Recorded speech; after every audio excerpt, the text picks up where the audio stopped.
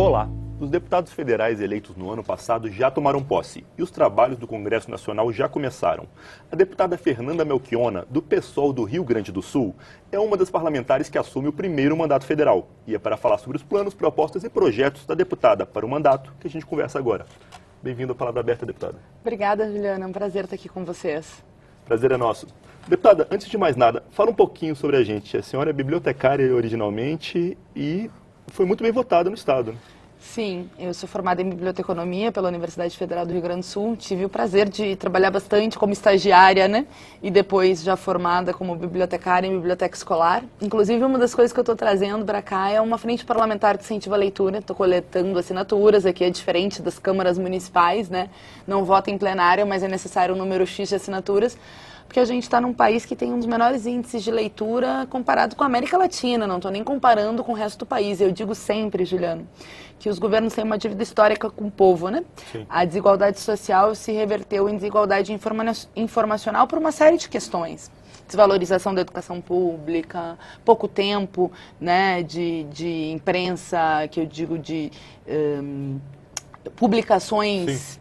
Né, acervo livre e a tentativa de começar esses acervos nas bibliotecas públicas. Claro, livremente disponíveis a todo mundo.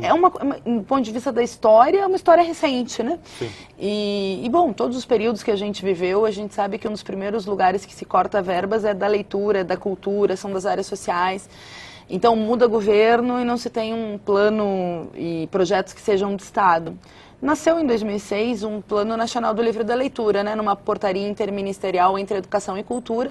Uhum. E nós conseguimos, lá em Porto Alegre, quando eu fui vereadora, junto com a Frente Parlamentar de Incentivo à Leitura, fazer o Plano Municipal do Livro e da Leitura num processo que fez com que a frente, no Parlamento Municipal, fosse uma combinação de uma frente, claro, do Parlamento com vereadores, mas uma frente social e política, com bibliotecários, com escritores, com leitores, com livreiros, enfim, com todas as vertentes vinculadas ao livro e à leitura.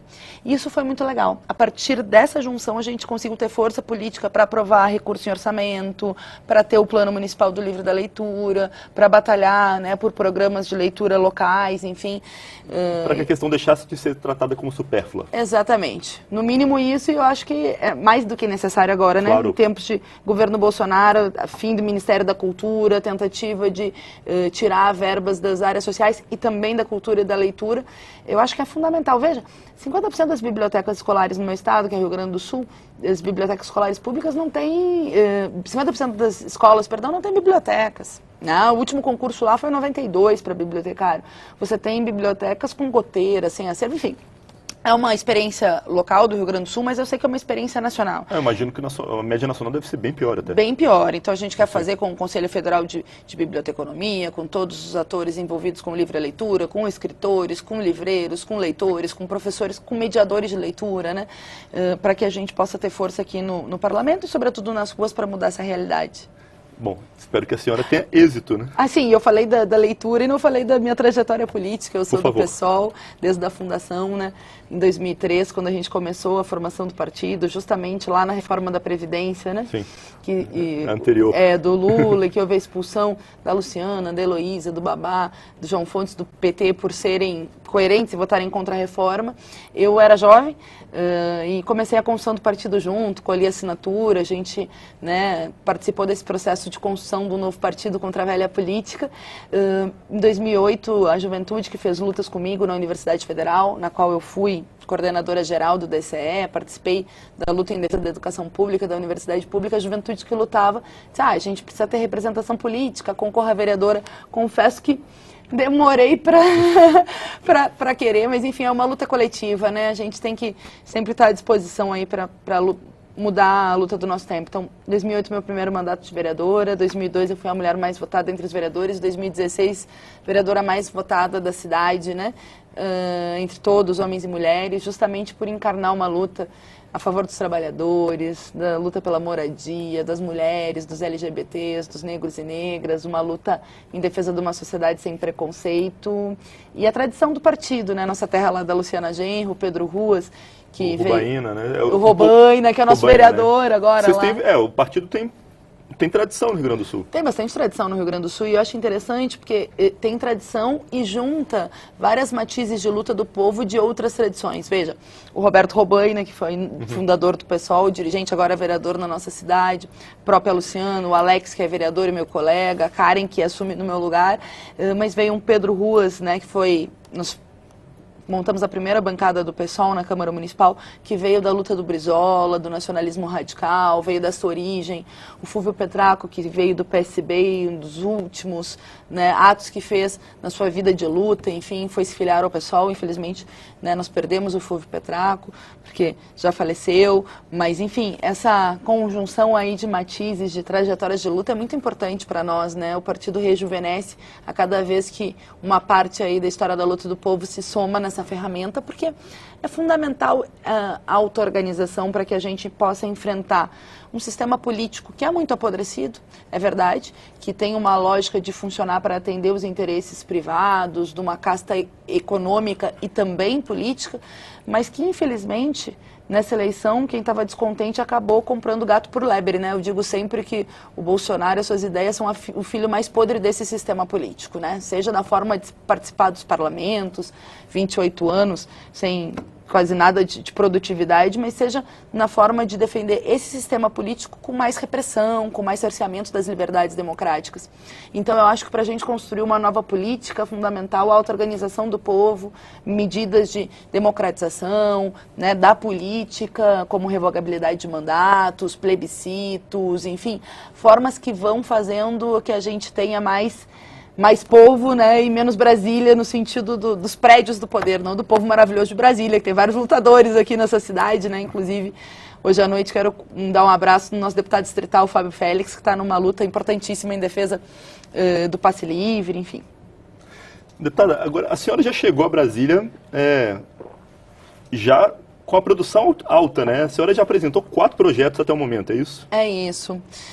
Na verdade, alguns de autoria nossa e outro, um reaproveitamento de um projeto muito bacana. Que havia sido arquivado. Que havia sido arquivado da Luciana, da Luciana Genro, quando foi deputada federal, que passou em várias comissões, mas que, né, não chegou aí a plenário, e eu acho que é muito importante, que é a taxação das grandes fortunas, né? O Brasil é um dos países que tem uma carga tributária mais regressivas do mundo. Proporcionalmente, os pobres, os trabalhadores pagam mais impostos do que bancos. Imagine, a gente não tem a taxação, né, das grandes fortunas, embora esteja na Constituição desde 88, e ao mesmo tempo a gente vê um garrote, né, uma tabela do imposto de renda que não atualiza, né, para a população, para a classe média, claro, para os assalariados. Uma taxação baseada em consumo. Totalmente baseada em consumo, e aí obviamente não tem progressividade, porque o filho de um banco compra o açúcar com a mesma tributação que você compra o açúcar, então é uma lógica extremamente regressiva. Nós precisamos inverter isso, né, porque quem tem mais tem que pagar mais, né? Veja, no Brasil a gente está vendo essas medidas do austericídio, que eu chamo desde o governo Temer e agora aprofundadas pelos primeiros anúncios aí do Guedes e da equipe ultraliberal do governo Bolsonaro, PEC dos gastos, congelamento dos gastos públicos. Nenhum país do mundo viu isso, 20 anos de congelamento dos investimentos públicos. Uma reforma trabalhista que retirou muitos direitos dos trabalhadores. E, ao mesmo tempo, o que a gente viu em 2017, segundo a Oxfam, foi 11% da população entrando na linha da pobreza, né, rebaixando sua qualidade de vida, e os ricos ficando mais ricos. Então, assim, é preciso reverter esse tripé. A taxação das grandes fortunas pega só os grandões e pode render até 100 bilhões a mais por ano para se poder investir em educação, em saúde, em assistência social e, quiçá, né, reverter essa lógica e poder desonerar o povo trabalhador dessa tributação tão perversa, né, tão injusta. Seguindo, porque, né, então... Bom, esse a gente chama ele, pede o desarquivamento para que ele possa seguir tramitando. Para quê? Para não ter que passar em todas as comissões de novo. Né? É um projeto bom e a gente quer encampar e fazer essa luta. Depois eu apresentei um que é muito importante para nós também, porque essa desigualdade do Brasil também é uma desigualdade de gênero, né? A maior parte da nossa da classe trabalhadora também é mulher, e as mulheres ainda no mercado de trabalho recebem a menos que os homens para a mesma função. A última pesquisa mostra, né, da Oxfam, que as mulheres ganham 70% do que os homens ganham, 30% a menos. por exemplo, para fazer a mesma coisa. Sim. Mulheres negras chegam a ganhar 43%, né, mulheres negras graduadas em comparação com homens brancos graduados. Então a gente tem uma desigualdade salarial muito grande. E o que acontece? A CLT fala de que tem que ter igualdade salarial para a mesma função no artigo 461, né, da CLT. Mas assim, sem penalidades, sem uma política pública pesada de fiscalização, isso é mera ilusão, né? Até porque é uma forma de superexplorar as mulheres e, enfim, manter as coisas como estão, a ausência de fiscalização. O que a gente cria? O selo empresa machista. Primeiro, uma multa pesada, né? 10 vezes o maior valor, né? O maior salário pago pela empresa, que em geral são dos homens, né? Os gerentes, e em caso de reincidência, 50% a mais. Cria a ideia de que essas empresas não possam, a partir de constatada, né, e não regularizada essa questão da desigualdade salarial, não possam contrair empréstimos com instituições oficiais e não contratar com a administração direta e indireta, né? Tipo um cadastro nacional de empresas machistas que inviabilizaria uma série de iniciativas que a empresa poderia fazer, e é uma forma de penalizar, portanto, e tentar garantir igualdade salarial, revertendo aí essa perversa desigualdade que nós ainda temos entre homens e mulheres. Então, selo empresa machista. Selo empresa machista.